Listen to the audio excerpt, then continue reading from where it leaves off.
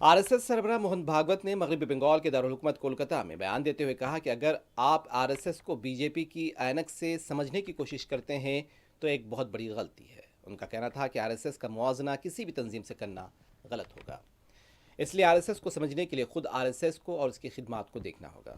कि संघ के जैसा दूसरा संगठन नहीं है और इसलिए संघ को जानना है तो तुलना करते हैं तो गलतफहमी होती है।